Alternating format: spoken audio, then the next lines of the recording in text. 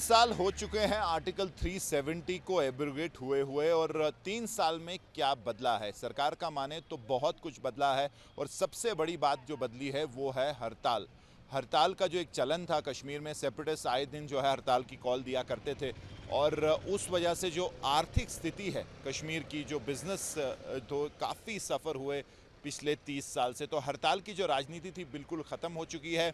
Separatist के खिलाफ crackdown हुआ है और उसके साथ साथ अगर आप लॉ एंड ऑर्डर की बात करें तो उसमें भी जो है बहुत बड़ा बदलाव देखने को मिला है। लॉ एंड ऑर्डर के इंसिडेंट्स जैसे स्टोन पेल्टिंग हुआ करती थी या फिर कितने सारे लोग जो हैं स्टोन पेल्टिंग के दौरान जो एक्शन होता था सिक्योरिटी फोर्सेस की तरफ से उसमें मारे गए हैं।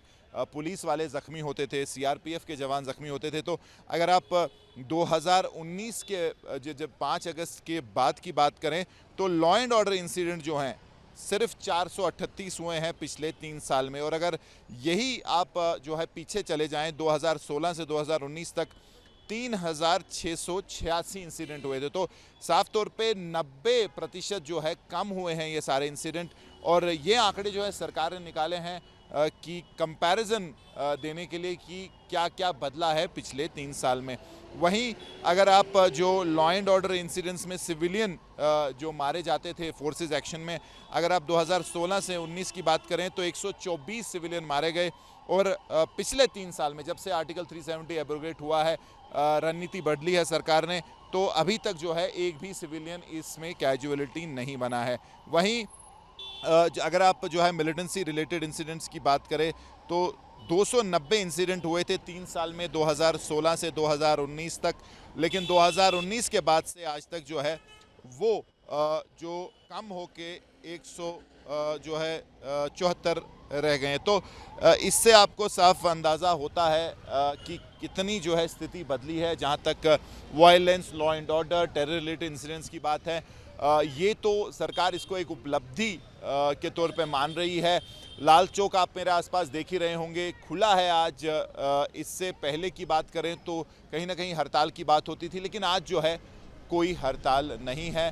दुकानें खुली हैं, ट्रैफिक चल रहा है और ये भी जो है एक बहुत बड़ी उपलब्धि है। क्योंकि हड़ताल की जो राजनीति सेपरेट चलाते थे, अगर उसकी बात करें तो काफ़ी नुकसान हुआ है। कुछ फ़ायदा उसका 30 साल में नहीं हुआ, नुकसान ही हुआ है।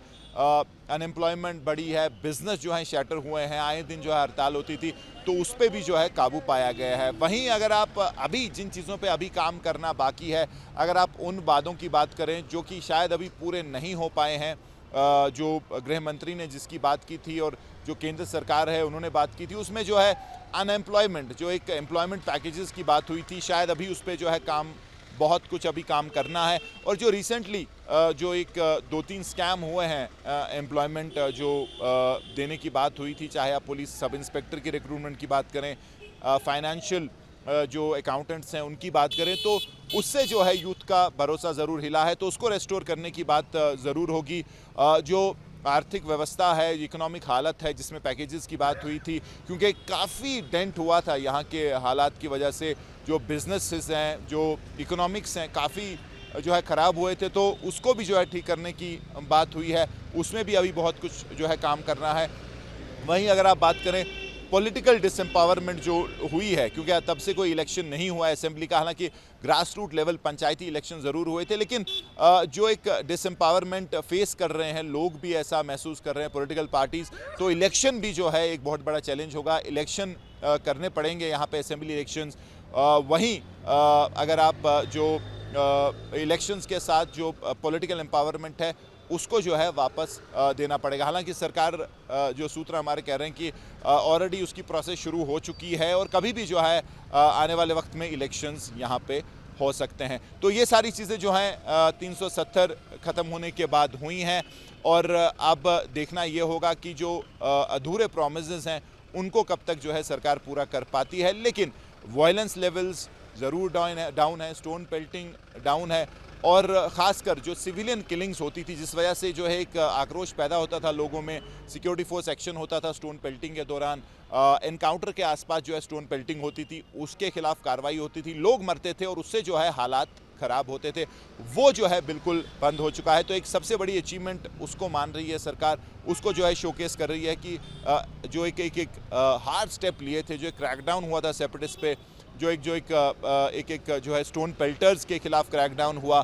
फाइनेंसिंग जो पैसा आता था अलग अलग तरीक़ों से इसको फंड करने के लिए, उस पर जो कदगन लगी है, टेरर जो फंडिंग है उस पर जो रोकथाम लगी है, उस वजह से जो है एक एनवायरनमेंट जो है, जो इकोसिस्टम बदला है और जो एक ब्रेक किया है जो ये सारा सिलसिला था, उसको जो है एक बहुत बड़ी अचीवमेंट जो है माना जा रहा है। अब देखना यह है कि इसको आगे जो है एक पॉलिटिकल प्रोसेस में कैसे चेंज किया जाता है, आर्थिक स्थिति, जॉब्स को जो है जो वादा है वो कैसे पूरा किया जाएगा, वो जो है एक चैलेंज अभी भी है और उसको जो है पूरा करने की बात ज़रूर सरकार कर रही है। वीडियो जर्नलिस्ट मोहम्मद यूनिस के साथ मीर फरीद, श्रीनगर, न्यूज़ नेशन के लिए।